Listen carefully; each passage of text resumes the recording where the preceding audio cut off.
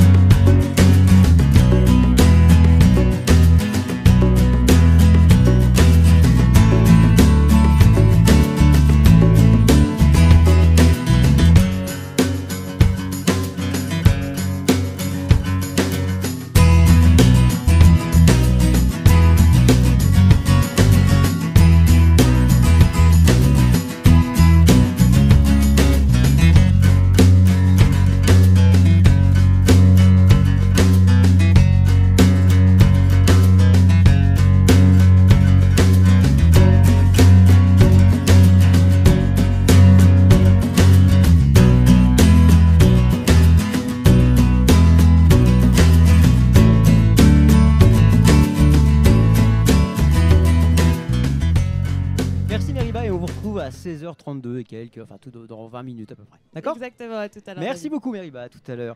Et oui, donc là, il est l'heure de retrouver mon invité de 16h. Alors je vous invite à nous rejoindre sur Facebook, Facebook Live, donc pour nous voir, pour nous entendre et surtout voir l'ambiance ici à la Foire de Bourail. Et mon invité maintenant s'appelle Aymeric Amis. Bonjour Aymeric. Bonjour. Comment allez-vous ? Ça va, ça va. Bon alors tout d'abord, merci d'avoir accepté cette invitation, d'être venu ici vous asseoir avec nous sur au sein de cette Foire de Bourail pour parler un petit peu de votre activité. Aujourd'hui dans cette émission on parle des gens qui vivent avec la terre, pour la terre, par la terre. Vous avez fait ce choix là, mais option tourisme, vous êtes lancé dans le tourisme. Pourquoi ? Tout simplement par amour pour la nature déjà, parce que ce que je propose donc c'est très souvent en contact avec la nature et surtout par un constat de voir que certaines personnes des personnes n'ont pas accès à la vie broussarde, n'ont pas accès à des propriétés privées. Quand vous montez en brousse, vous avez des barrières à droite et à gauche de la route et très souvent vous n'avez pas accès à ces propriétés-là. Et donc c'est là où j'ai voulu développer mes activités. Une volonté d'ouvrir un petit peu des espaces interdits, qu'ils le sont en règle générale pour les touristes ou les gens qui ne sont pas du coin, pouvoir proposer une vraie immersion broussarde finalement un peu entre guillemets à n'importe qui. Oui, c'est exactement ça. Et donc c'était au départ c'était de proposer de rentrer dans les propriétés qui étaient totalement inaccessibles de par mon réseau parce que je suis originaire de Bourail et ma famille elle est ici depuis très longtemps, depuis plusieurs générations, donc j'ai accès à un réseau que les gens de Nouméa par exemple n'ont pas accès et quand ils viennent ils restent à Poé et puis ça s'arrête là. Quand ils vont camper ou ils vont au Sheraton ou ils vont un peu partout. Donc premièrement c'était vraiment une envie de partage, d'ouverture. Voilà, exactement. Avec le grand public. Voilà, tout à fait. Et vous vous êtes formé ou vous vous êtes lancé comme ça finalement, vous avez juste ouvert les barrières et puis voilà c'est parti. Avec une tenaille. Ah oui, d'accord. Okay. Non, en fait je me suis pas du tout formé dans le tourisme, pas du tout. J'ai fait un BTS assistant gestion en alternance à la CCI et depuis ce BTS-là, j'ai envie de proposer ça. Et donc, à la fin de mon BTS, j'aurais dû lancer mon activité, mais je suis parti en France avec ma femme. On est parti continuer nos études. Et donc là, je suis parti déjà avec l'idée de ce que je voulais faire. Et j'ai monté mon business plan dans une école, en métropole. et je suis revenu avec mon business plan tout ficelé. Vous avez fait une école de commerce qui vous a aidé finalement Voilà, donc, à ficeler ce exactement. business plan et vous Exactement. êtes arrivé, il n'y avait plus qu'à mettre en place. sur J'avais les plus terrains, qu'à donc poser. Une belle association de compétences et de Voilà. moyens et de réseaux finalement que vous avez Tout suivi à le fait. FIC. Ça c'était il y a combien de temps? Alors je suis parti il y a 4 ans. Et Ouais. donc je me suis lancé il y a 2 ans et demi, 3 ans maintenant. Et après 2 ans et demi, 3 ans, par rapport à votre volonté, à votre rêve, à votre objectif, on en est où là? On n'y est pas encore. Donc j'arrive à en vivre mais pas Déjà suffisamment. Oui. Donc depuis le business plan était tellement bien ficelé avec des professionnels et tout que dès les premiers mois ça collait par rapport à ce que Mais ce j'avais. business plan que vous dites qui a été fait finalement métropole, il a été fait vraiment avec la conjoncture et les spécificités calédoniennes? Exactement. Je Ouais. le faisais, alors pour passer en jury et tout, je le faisais en euros, mais j'étais en relation avec tout le monde ici, donc je faisais des Skype, mon étude de marché a été faite totalement en Nouvelle-Calédonie par le biais d'Internet avec les Google et compagnie, Google Doc et compagnie. Donc, Parce que j'allais donc vous dire, ça- là on parle un petit peu abstrait, Google, Excel, etc., etc. Concrètement sur le terrain, ça se traduit par quoi votre activité? Qu'est-ce que vous faites de plus que les autres aujourd'hui? je propose des excursions à la journée ou à la demi-journée, Ouais. où justement on est immergé dans la vie broussarde. Donc on fait des visites de la ferme, visites de ferme, visites de propriété, élevage bovin, agriculture, igname, pommes de terre et compagnie. Donc Vous trompez pas parce qu'il y a le deuxième fruit de votre travail qui vous regarde juste derrière. Là. C'est votre fils? Ouais, Votre fils et exactement, votre femme, c'est mon bonjour. fils.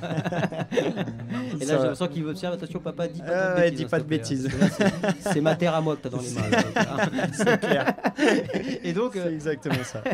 alors allez-y, qu'est-ce que vous proposez exactement? Et donc voilà, je propose de montrer en fait aux gens ce qui se passe de l'autre côté des barrières. Donc comment on cultive un champ de pommes de terre, comment on cultive un champ de patates douces, comment on rentre le bétail, qu'est-ce que c'est qu'un stockyard. Parce qu'il y a beaucoup de gens qui passent devant des propriétés, on en voit des stockyards sur le bord de la route, mais c'est pas tout le monde qui a accès à ce genre d'infrastructure, et en plus typique calédonienne, où ça a son charme quand même. Et donc c'est faire le tour de ça. Et ensuite, ça a doucement dérivé sur de l'hébergement, où là je propose des campings. Et là on est sur la propriété familiale, et on est avec un point de vue époustouflant et la vue sur la rivière et la mer, et on est totalement tout seul plongé dans la nature. Et donc, est-ce qu'il y a de la place aujourd'hui dans le marché du tourisme pour des jeunes qui nous écoutent et qui voudraient se lancer? Alors vous l'avez dit, vous avez le réseau, vous aviez les terres, vous avez eu la chance d'aller en France pour faire un business plan. Il faut vraiment tout ça aujourd'hui pour arriver à émerger dans le secteur du tourisme dans la région de Bourail? Non, je pense qu'il faut juste de la bonne volonté et du professionnalisme. Après, les gens aux alentours, il y a l'Office du tourisme de Bourail qui compte 70 adhérents et qui aide vachement toutes les structures touristiques, et qui, elle, a accès à un réseau qui peut mettre en relation les gens et tout. Donc le réseau, à partir de cet office-là, n'est pas nécessaire d'avoir dès le départ. Ce qu'il faut, c'est juste du professionnalisme, de la volonté et une bonne idée. Et après ça glisse tout seul. Après, il faut laisser le temps. Vous n'allez pas me dire que vous n'avez pas rencontré de difficultés? Ah non. Pourquoi est-ce que la Non. femme qui confirme? Ah ouais. Pourquoi est-ce que c'était difficile? Comment vous en êtes sorti finalement? Comment vous avez réussi à avancer? Enfin, aujourd'hui, est-ce que 2 ans et demi après avoir eu cette idée de lancer l'affaire, la chose, vous vous sentez sorti d'affaire? Vous sentez que ça sera périn, l'activité que vous êtes en train de lancer là? Pour moi, elle est pérenne. Elle va l'être encore plus, parce que c'est en constante évolution. Chaque année, là je fais le tour de la foire, je suis tombé sur des idées, des trucs, et paf, et je vais repartir sur d'autres trucs. Donc il faut rebondir et rebondir. Des obstacles, on en aura toujours. Ça, on va tout le temps trébucher, on va tout le temps ramasser. Et quels sont-ils quand on parle d'obstacles? Alors les obstacles, le premier déjà, c'est de se lancer jeune. Déjà, pour commencer. Vous voulez dire que quand vous allez à l'office du tourisme ou à la province et que vous avez moins de 30 ans, on vous prend pas au sérieux? Ah ben ça a été un peu compliqué, d'être pris au sérieux dès le début. Après, je suis arrivé avec un business plan ficelé avec le nom de l'école derrière.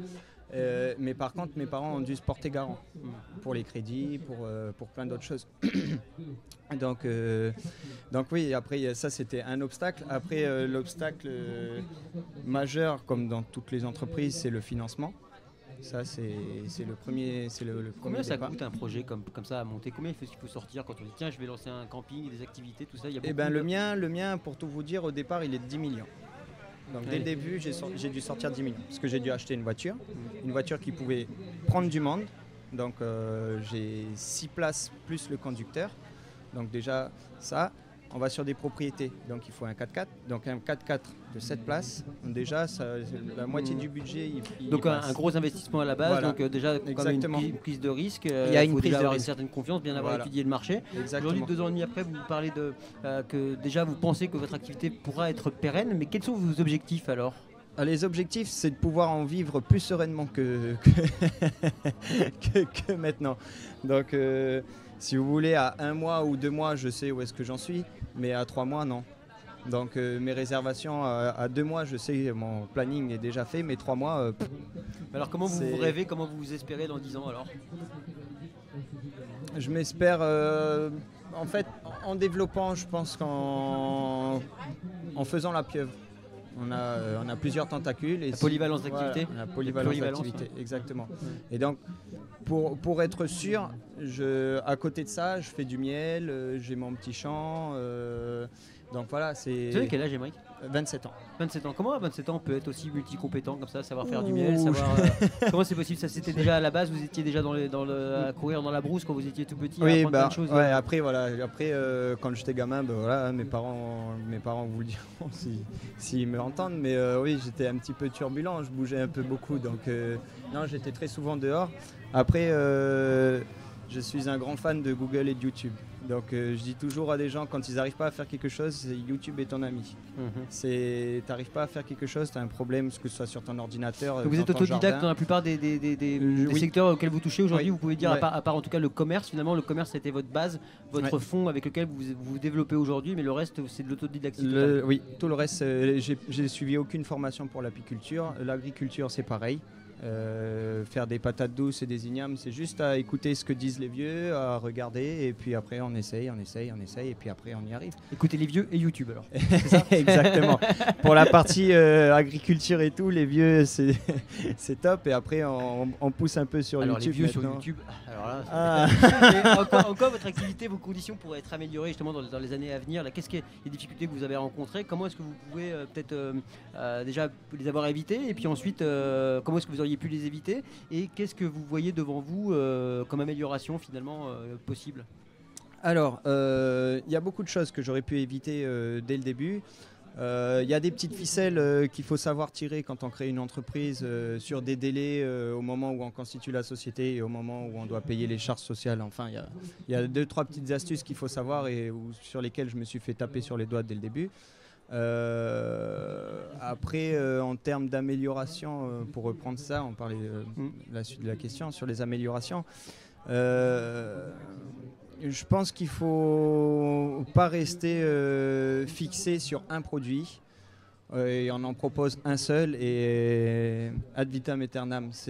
On en a un, on essaye, on regarde sur un an, ça marche pas, tac ça marche, ok je le garde, tac je le mets de côté, j'en lance un autre et je continue un autre petit. Donc voilà, c'est les améliorations. Et dernière question, le temps passe à une vitesse incroyable. Est-ce que vous êtes soutenu, épaulé par les institutions et les gens, votre entourage de façon générale? Alors très épaulé par ma femme et mon fils qui me Merci soutiennent fiston.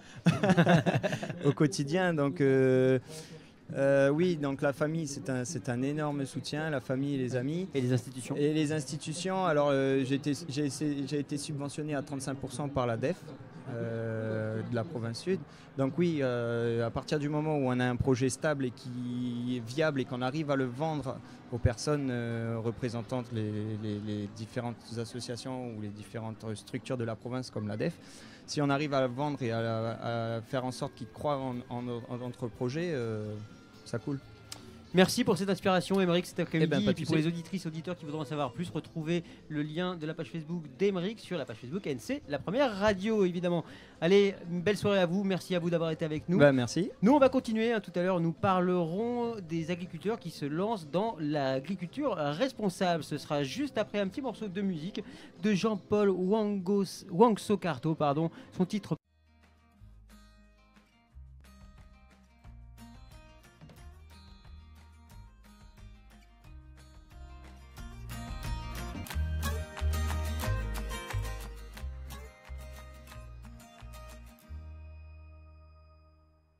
Moi, je suis Cindy Baronnet, donc je fais de l'élevage bovin sur la commune de Bourail. Donc, je suis sur Bourail depuis une douzaine d'années. Et donc, en aparté de l'élevage bovin, on fait de l'accueil touristique. Donc, on accueille des touristes pour leur expliquer ce qu'est l'élevage en Calédonie, pourquoi la culture du cow-boy en Calédonie. Et puis, voilà, cette vie que les broussards aiment tant, quoi, ici, chez nous. En fait, je suis issue d'une famille d'éleveurs, agriculteurs. Donc on a toujours baigné dans ce milieu-là. Et en fait, j'ai été pendant 10 ans fonctionnaire de police à Nouméa. Et au bout de 10 ans, j'ai eu envie de changer, de faire un retour aux sources. Et donc je me suis éloignée de la ville et puis je suis arrivée sur Bourail et puis j'ai monté cet élevage bovin où on travaille en famille et puis voilà, vraiment un retour aux sources. C'est vrai que c'est pas facile, c'est pas un métier facile, c'est un métier de tous les jours parce qu'il n'y a pas on n'a pas de semaine de congé, on n'a pas, c'est un métier de tous les jours. Mais voilà, quand on veut, on peut. Et ce mode de vie que j'ai, en fait, pour moi, ça n'a pas de prix, en fait.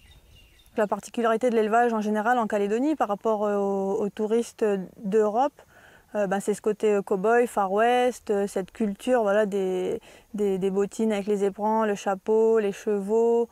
C'est assez spectaculaire pour eux de voir voilà, la rentrée de bétail avec les fouets, les chevaux, les chiens, les cow-boys. Et du coup, c'est intéressant de partager ça avec eux. La foire de Bourail, c'est quand même un événement incontournable en Calédonie, pour tout le monde agricole. En fait, déjà, c'est un moment de rencontre parce que c'est le week-end où on revoit toutes les connaissances de partout, tous les Calédoniens. Et puis, depuis quelques années, on s'occupe de l'élection de Miss Bourail et Miss Foire de Bourail.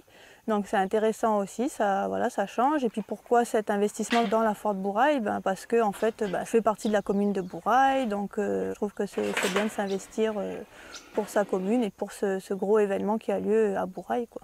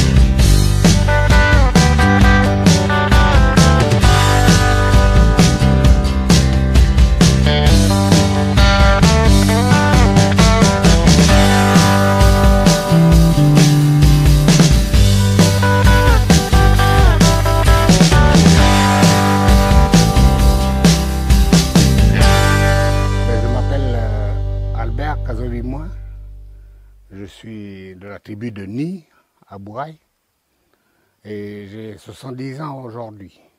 Je fais de l'igname des produits exceptionnels. Et on dit en langue adieu en oui, Koweli Rai. Koweli Rai, ça veut dire le vrai igname traditionnel. Voilà. Pour moi, c'est une culture qu'on fait en famille. Comme je suis président des chefs de clan, je vais essayer de dire au clan de perpétuer cette tradition, de planter l'igname et de transmettre aux enfants. Parce qu'on dit aussi que Un Kanak qui n'a pas d'igname, c'est pas un Kanak. Même de temps en temps, je vais à Nouméa, mais moi, je reviens toujours sur la tribune de Nîmes, sur Bourail, quoi, parce que j'aime Bourail. Ici, à Bourail, on parle du destin commun, mais ça fait longtemps qu'on est là, le destin commun. Même avec les Européens. Moi, quand je vais à Bourail, je n'ai pas de distinction. Je suis ami avec tout le monde. Oui. Depuis le commencement de la foire de Bourail, j'ai toujours exposé à la foire, quoi. J'aime la foire parce qu'il y a toujours des choses nouvelles. Tous les ans, je suis là. Je fais toujours des expositions d'igname, des produits ouvriers aussi. Celui-là, c'est on dit sang de roussette. Voilà, vous voyez. On dit sang de roussette, mais en langue de Wailou, on dit Worai Miou. Worai Miou, c'est sang de roussette. Celui-là, c'est l'igname serpent. Celui-là et les autres aussi. Bon, l'igname serpent, on dit, il y a serpent, il y a lézard, il y a anguille. Ceux-là, c'est les vrais ignames aussi. Cette année, j'ai planté 2000 pieds. Mais toutes sortes d'ignames, quoi. Il faudrait compter à peu près, parlant de 2 tonnes. 2 tonnes, ce qu'on a dans les maisons aujourd'hui. Bon, on essaye de vendre à la foire. Bon, il y a les coutumes et il y a les copains aussi qu'il faut qu'ils viennent demander, il faut manger.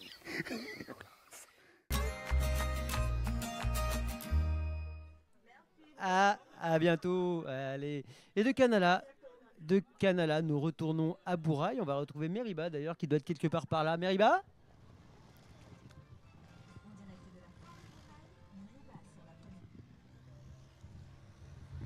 Allô Meriba ? Oui, je suis là. Comment allez-vous ? Où êtes-vous ?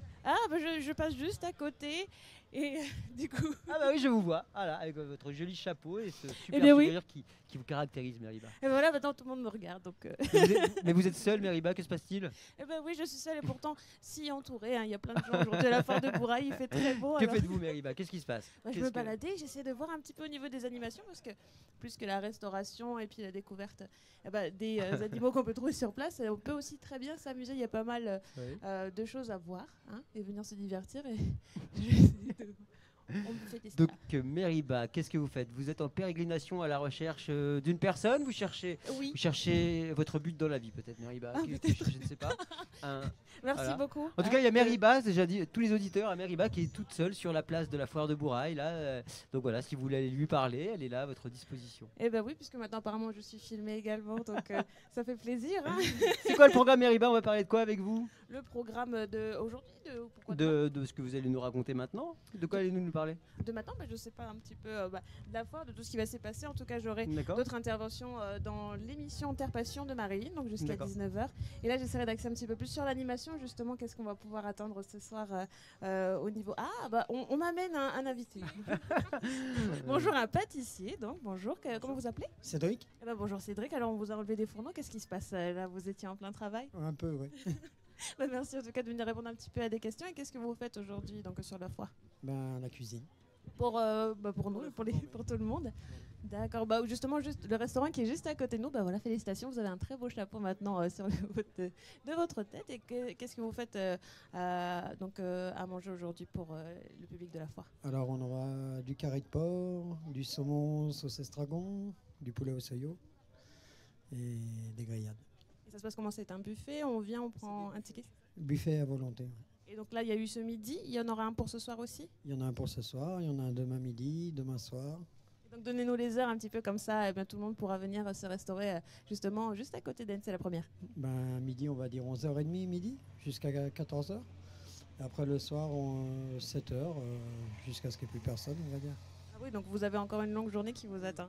Un petit peu. C'est un long week-end qui est en prévision pour vous.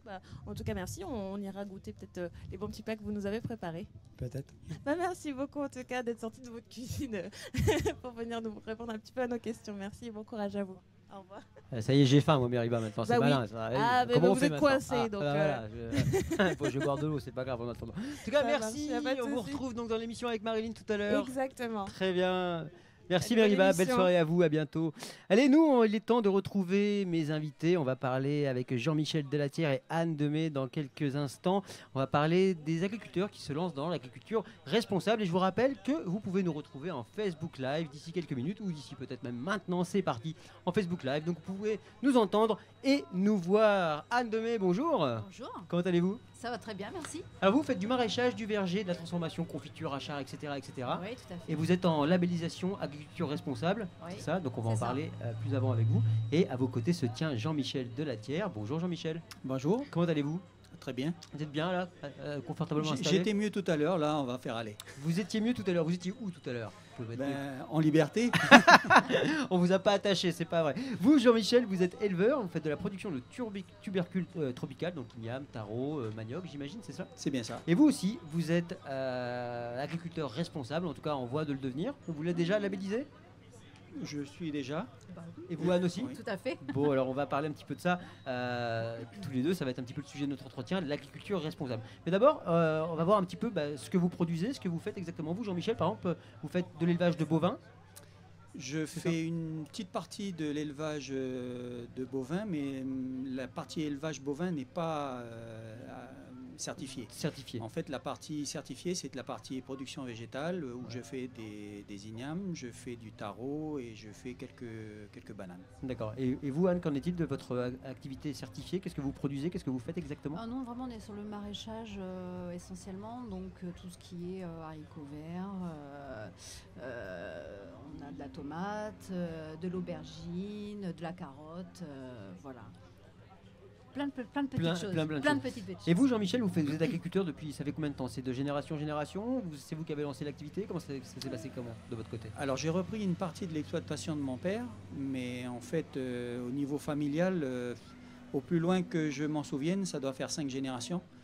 Et donc depuis 80, mon père avait acheté une propriété sur la Foix et là depuis on va dire 7 ans, j'en ai repris un petit morceau.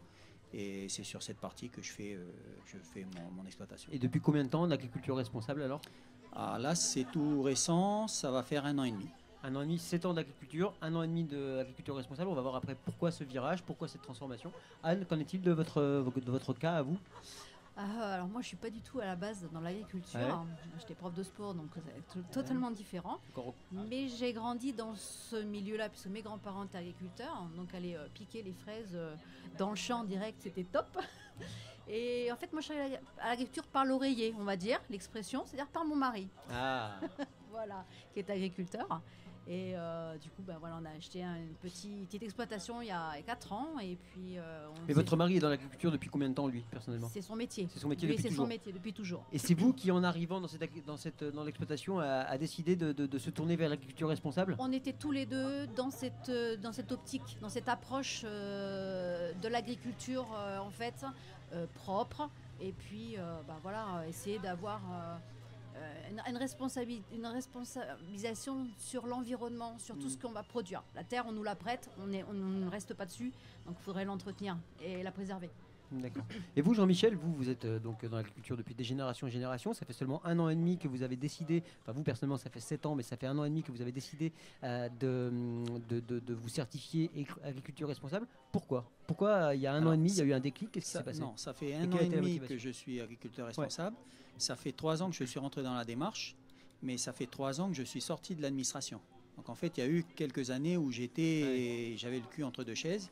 Et en fait, je vis de ce métier-là depuis, on va dire, 3 ans, pour faire simple.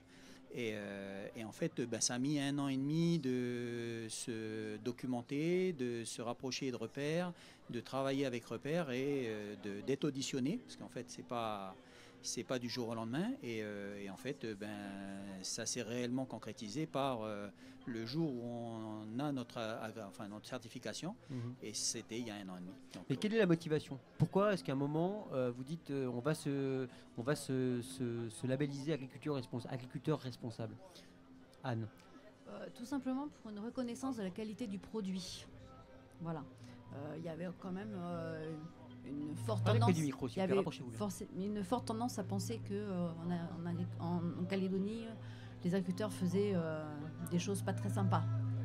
faisait manger des choses pas très sympas aux gens. C'est pas vrai.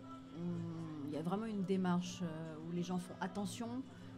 Et nous, c'était préservation de notre terrain. On mange ça, nos vous n'êtes propres pas obligé produits. d'avoir un label pour dire nous, on va faire quelque chose de propre. Quel est l'intérêt du label?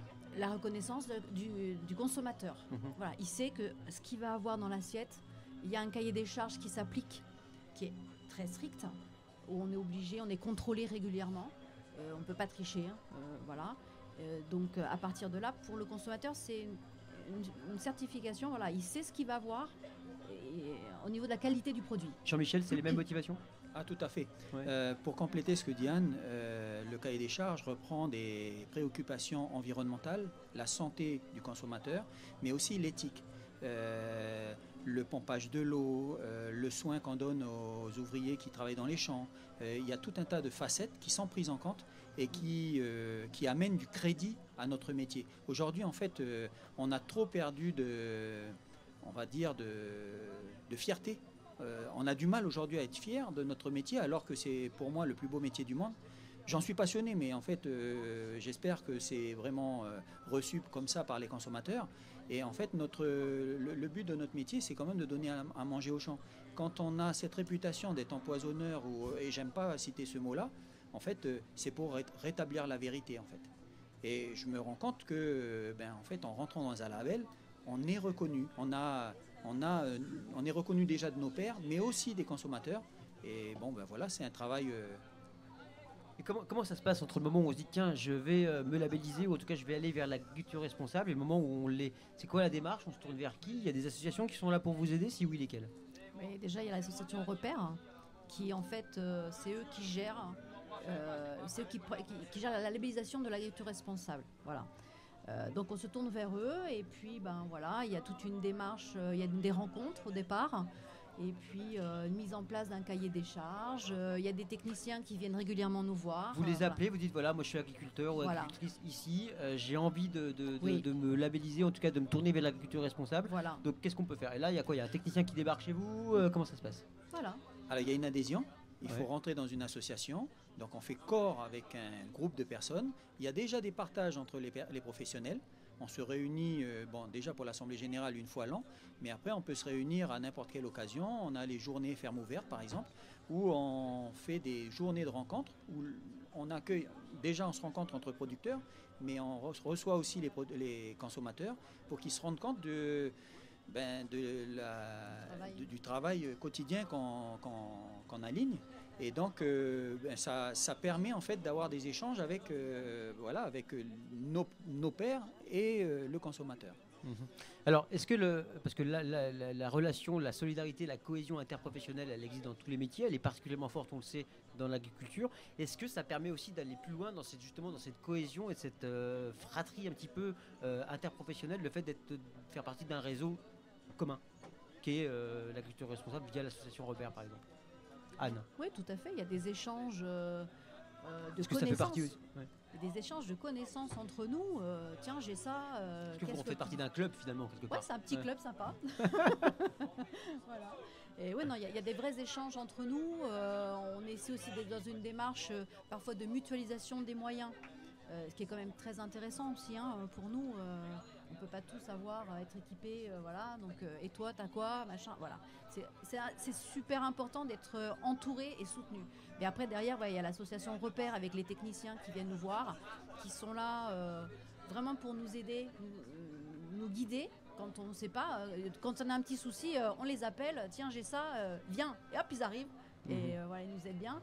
Et puis, par contre, c'est pas Repère qui certifie, c'est l'AFNOR qui valide les certifications. Oui, ce Repère est vraiment là pour vous guider, vous aider, vous accompagner, apporter un cahier des charges. Mais que ce soit dans l'agriculture ou autre, quand on parle d'entrepreneuriat, quand on veut être son propre patron, il y a quand même une notion de liberté. Est-ce que le fait de se mettre des contraintes comme ça via un cahier des charges supplémentaire à celui qui est déjà celui de la nature, est-ce que c'est pas une contrainte finalement qui va un peu à l'encontre de ce que voudrait l'essence même du métier finalement? Alors, on ne va pas dire que c'est des contraintes. Un cahier des charges, c'est un guide, mais qui reprend en fait toutes les bonnes conduites qu'un agriculteur doit avoir à mettre en œuvre sur son exploitation.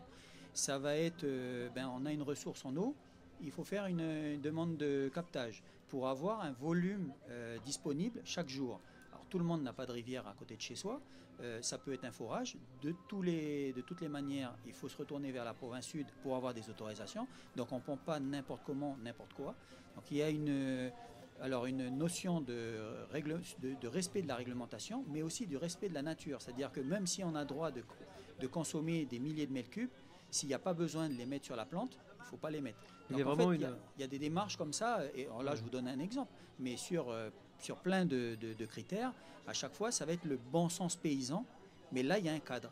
Donc finalement, cette voie de cahier des charges, qui vous donne un technicien qui vous accompagne, vous avez finalement un coach en optimisation des ressources et des produits phytosanitaires que vous allez utiliser pour utiliser vraiment ce qu'il faut, où il faut, au moment où il faut. C'est-à-dire que le produit phytosanitaire, il va intervenir si on a utilisé toutes les autres méthodes. C'est pas la méthode la première qui va être utilisée. Donc en fait là, agriculture responsable, on est conscient qu'on va mettre un produit qui va être certainement nocif pour l'environnement, et donc en fait elle va être utilisée à bon escient. Si on ne peut rien faire pour sauver la plante, eh bien on va utiliser le produit phyto. C'est comme ça qu'il faut le voir. Anne, vous voyez aussi les choses comme ça? Tout à fait. C'est pareil. Et est-ce que vous pensez qu'aujourd'hui, on sait, en 2019, le monde ne va pas très bien. On sait qu'il y a beaucoup de secteurs qui ne sont pas forcément viables, durables au long terme. Est-ce que la labellisation agriculture responsable va assez loin, est assez pertinente finalement aujourd'hui? Franchement. Tout est perfectible, mais on est déjà à un bon niveau là déjà. Un bon niveau de respect de l'environnement. En plus, tous les ans, on retravaille ensemble le cahier des charges. On voit quels sont les points d'amélioration où on peut travailler. Je pense qu'on est déjà pas mal. Jean-Michel? Alors moi, je pars d'une logique, c'est qu'il faut donner à manger au peuple de la terre. Et déjà, il va aller très mal s'il n'a plus rien à manger. Donc là, aujourd'hui, le minimum, c'est de respecter les réglementations qui sont déjà en place. Ça, c'est le minimum, parce qu'en fait, sinon, on est hors la loi, hein. C'est simple. Et en fait, le but du jeu, c'est quand même de nous donner à manger à la population. Si la population va peut-être pas mourir de pollution, mais elle va mourir de faim. Donc, quelque part, le minimum, c'est vraiment de manger, quoi. Est-ce que là, vous qui êtes connaisseurs de la terre, tous les deux, surtout vous, Jean-Michel, est-ce qu'en suivant le cahier des charges agriculture responsable, est-ce qu'on peut imaginer une agriculture de la même manière qui durera 50 ans, 100 ans, 200 ans, et en allant vers une autonomie alimentaire qui est la volonté politique et l'ambition de la Nouvelle-Calédonie? Est-ce que c'est possible? Déjà, l'agriculture responsable, ça peut être déjà un premier pas pour certains qui se lancent pour tendre vers une agriculture biologique. Donc je pense que dans un cas comme ça, effectivement, ça peut durer longtemps. Ouais. Jean-Michel, vous êtes d'accord avec ça?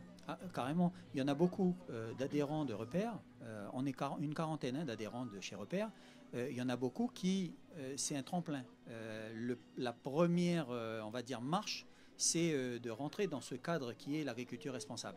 Et après, très rapidement, on rêve, on est en train de mettre en place l'agriculture intégrée, qui fait intervenir un peu plus des pratiques agroécologiques. Donc lâcher d'auxiliaires, donc c'est des insectes qui vont nous permettre de nous aider dans la... Donc en fait, quand on lâche des auxiliaires, c'est pas pour les tuer juste derrière, c'est vraiment pour les utiliser. Donc des couverts végétaux qui vont attirer les abeilles et auxiliaires. Et donc d'autres pratiques aussi, on est en train de faire des essais sur des pratiques qui vont tendre à économiser l'eau. Donc moi, par exemple, chez moi, je fais du paillage, mais le paillage permet aussi de donner à manger aux vers de terre. Et donc, moi, je vois chez moi, j'ai des méthodes qui me permettent de voir que en fait, mon sol est vivant. Alors, s'il est vivant, c'est quelque part, il n'est pas mort. Et donc, en fait, j'espère qu'il est vivant pour longtemps. Est-ce que vous vous y retrouvez mieux? Vous avez l'impression d'être plus en harmonie, finalement, avec l'essentiel de la nature, avec le bien-être fondamental qui fait que vous vivez sur votre exploitation, j'imagine, enfin en tout cas vous produisez autour de chez vous. Est-ce que vous vous sentez mieux en allant vers cette voie-là ou Mais totalement. Ouais. Enfin, moi je mange mes produits, ouais. Donc le but c'est pas de me coller un petit cancer derrière l'oreille. Donc voilà, c'est vraiment d'être en harmonie avec tout. Moi je fais vous palpez vraiment la différence entre quelqu'un qui va peut-être utiliser un peu plus de produits ou un peu moins, qui va peut-être annihiler un petit peu la vie autour de chez lui finalement. C'est ça. Moi pour l'entretien de mes terrains, j'ai 3 petites tondeuses, c'est 3 petits moutons qui me nettoient tout. Donc voilà, c'est impeccable quoi. Et comment ça se passe l'accompagnement que cette association vous procure? Ça coûte cher? Comment ça se passe concrètement sur le terrain? Qu'est-ce qu'ils vous demandent?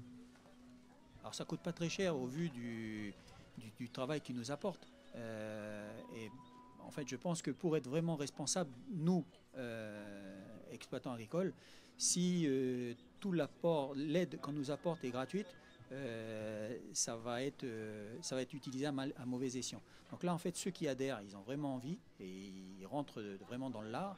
Et en fait, les aides vont être multiples. Alors après, je ne vais pas vous donner les montants parce qu'ils varient selon la production de chacun. Mais l'aide, elle va être vraiment calibrée aux besoins de chacun. C'est-à-dire que si moi, demain, j'ai besoin d'avoir du support pour avoir un peu plus d'auxiliaires sur mon exploitation, en fait, ma demande, elle va être pile poil sur cette problématique-là. Et en fait, les techniciens qui vont venir m'apporter des recommandations sur ce problème. Moi, je rencontre plutôt des problèmes de type fongique sur des tarots.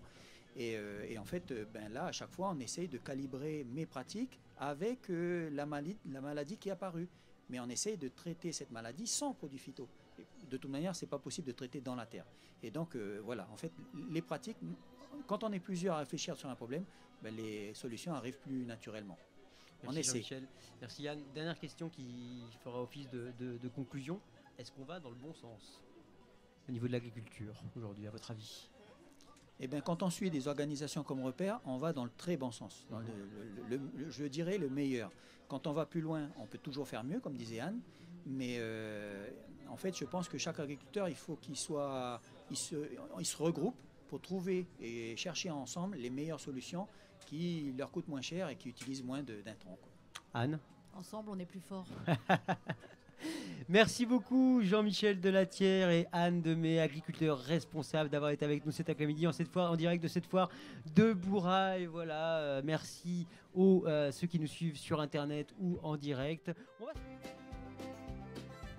Total, partenaire de la 42e foire de Bourail, vous a présenté la page spéciale Foire de Bourail. Là, tu as un départ d'écran à 57-58 pour arriver au top horaire pile. Donc moi, je voudrais juste avant ça avoir 30 ou